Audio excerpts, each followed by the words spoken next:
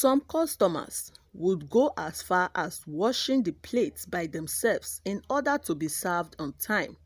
While all this was going on at Madame Iyabo's restaurant, other food sellers would watch from afar, wondering the type of ingredients that Madame Iyabo used to prepare her food that made customers trip in and out of her restaurant.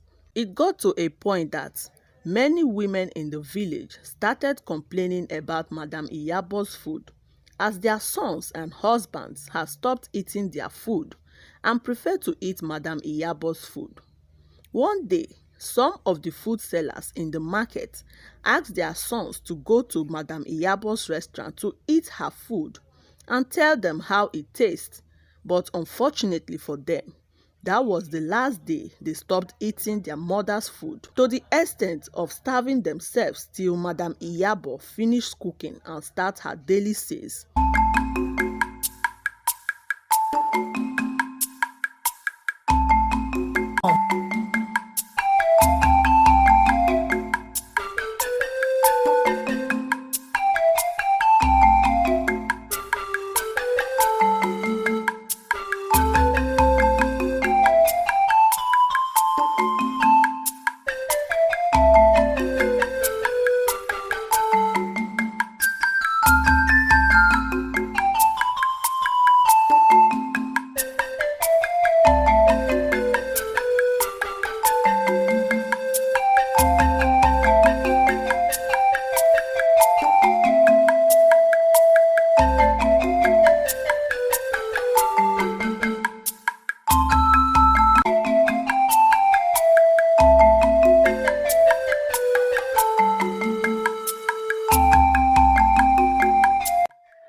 Many years ago, in Ozigolo Market, in one of the peaceful and small village, lived a woman called Madame Iyabo.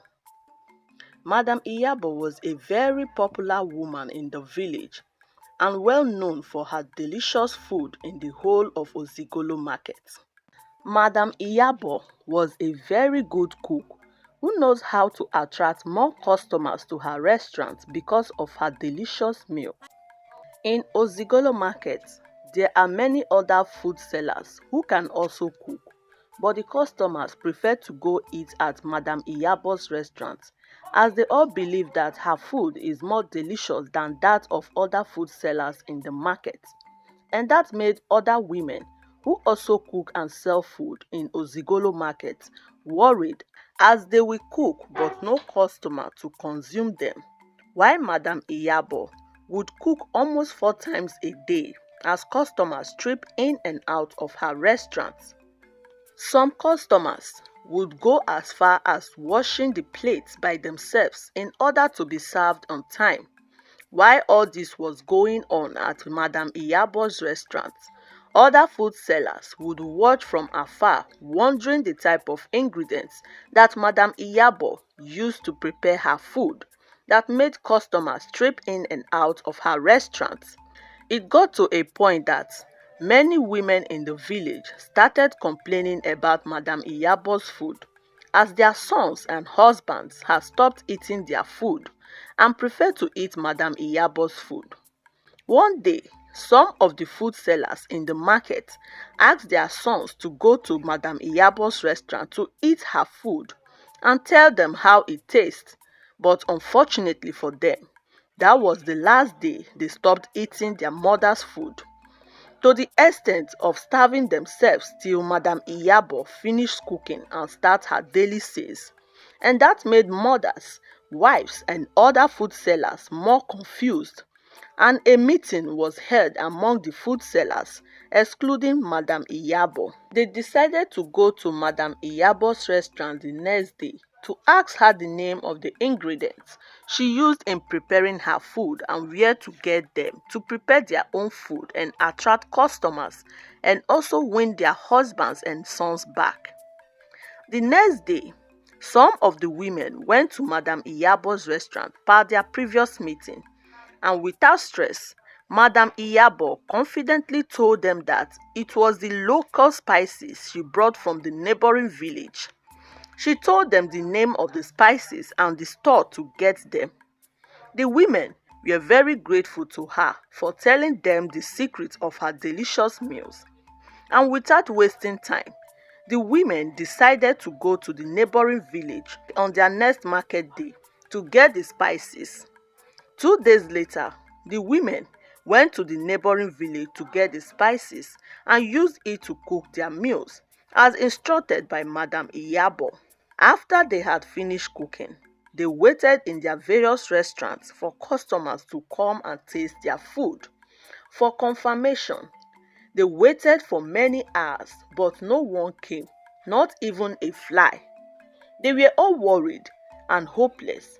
Some minutes later, a man entered Nne's restaurant to eat. Nne was one of the food sellers in Ozigolo market and was among the other women who Madame Iyabo has told the secret spices to her delicious food. Nne was very happy that finally someone came, and with high hopes of attracting more customers, she served him food and waited for results. The man took a spoonful of her food and immediately spat it out. Nne was confused of what just happened, and before she could ask the man what the problem was, then the man said, "I left Madame Iyabo's restaurant because of the crowd, only to come here for you to serve me poison. Now I know why you don't have customers. I will rather go back to Madame Iyabo's restaurant and wait till it gets to my turn than to sit here and eat this poison you called food." And the man left without uttering another word, leaving Nne in a confused state. Nne quickly ran to tell the other women what happened, only to be shocked to hear the same story from them. They were all angry and felt betrayed by Madame Iyabo, as they confronted Madame Iyabo to know why she betrayed them by telling them the wrong spices, and Madame Iyabo felt remorse and apologized to them for telling them the wrong spices, and told them another spices and instructed them to add it at the beginning of the cooking. In that way, the aroma from the spices will attract the customers and draw them to their restaurants. The women were very happy and apologized to Madame Iyabo for approaching her rudely. And 2 days later, Nne and the other women went to the neighboring village to buy the secret spices, which Madame Iyabo had told them, and add it at the beginning of their cooking, as instructed by Madame Iyabo. Though the aroma coming out from the food was inviting and would make one hungry for the food, but that never happened for Nne and the other women. After they had finished cooking, they waited and waited for hours for customers to come, but this time was worse than the previous one, as no soul came to buy from them. They waited till nightfall, but their waiting went in vain.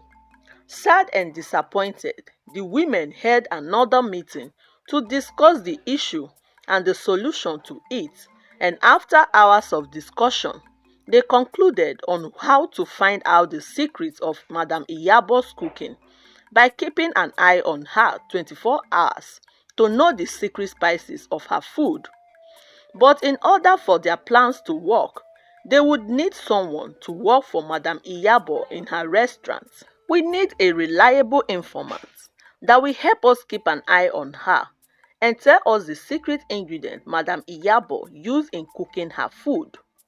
One of the women said, "If that should be the case, we'll be needing someone that is not familiar to Madame Iyabo to do the work for us." Another woman said, and after some minutes, Nne volunteered to talk to her niece, who moved into the village 2 days ago, to help them accomplish their plans by working for Madame Iyabo as the assistant cook in her restaurant. The following week, Nne sent her niece Chisom to apply for the position of assistant cook in Madame Iyabo's restaurant. How can we allow a total stranger from nowhere to take over and rule over us? That will never happen, not in this village.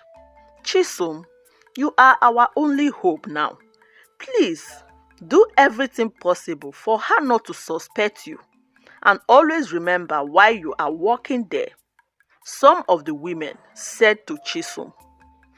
After Chisom had submitted her application, Madame Iyabo went through it, though she was suspicious of her, but still, she needed an assistant cook, and then told Chisom to resume work the following week. Nne and the other women were very happy about the good news, with their hopes held high, hoping to discover the secret spices which Madame Iyabo used in preparing her meals. The following week, as early as 5 a.m., Chisom was already at Madame Iyabo's restaurant, as Madame Iyabo had forbidden her of coming late to work. If you find this video interesting, please do well to subscribe to support our channel, like, share and comment down below. See you in our next story. Bye bye.